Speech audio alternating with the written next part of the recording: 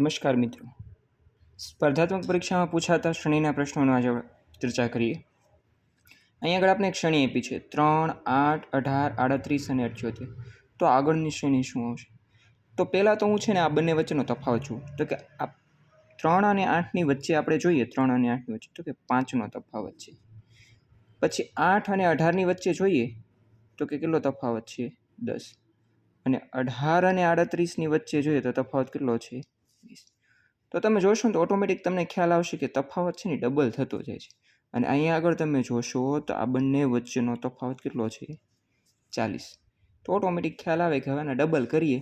5 ના 10, 10 દુ 20, 20 દુ 40, તો 40 દુ કેટલા આવશે? તો કે અહીંયા આગળ આપણે 80 પ્લસ કરીએ એટલે જવાબ આવશે. એટલે આપણો જવાબ આવશે 78 પ્લસ 80. એટલે આપણો જવાબ આવશે 158. બીજી એક શ્રેણી જોઈએ આપણે મિત્રો.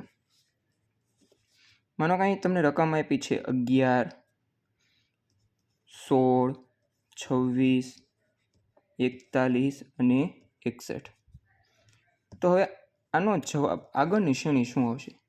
આમાં આપણે તફાવત જોઈએ પહેલાં. તો કે આમાં જોશો ને તો કે તફાવત કેટલો છે? તો કે 5નો છે. 16 અને 26ની વચ્ચે જોઈએ તો કે 10નો. તો આપણે એમ થાય કે વાહ, આના જેવો સરસ સેમ તફાવત છે. પરંતુ આગળ જોઈએ તો અહીંયા આગળ તફાવત જોઈએ તો કે આ બંને વચ્ચેનો તફાવત કેટલો છે? 15નો છે. અને સેમ વસ્તુ જે આગળ હાલીએ તો કે અહીંયા તફાવત કેટલો છે? 20નો. તો આપણે ખ્યાલ આવી જાય કે આ 5ના ગુણકમાં હાલે છે. 5 એકા 5, 5 દુ 10, 5 તેરી 15, 5 ચોકું 20. તો હવે આમાં 25 પ્લસ કરી 61માં એટલે આગળનો જવાબ આપને મળી જશે. તો 25 પ્લસ કરી એટલે કેટલા આવશે? તો કે 86. આ આપણો જવાબ થઈ ગયો.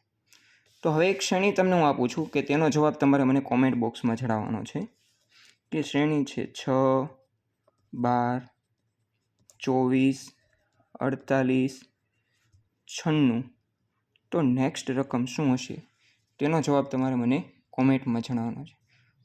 અને જો તમને વિડીયો ગમ્યો હોય તો ગુરુજીની ચેનલને લાઇક, શેર અને સબસ્ક્રાઈબ કરવાનું ભૂલતા નહીં. આભાર.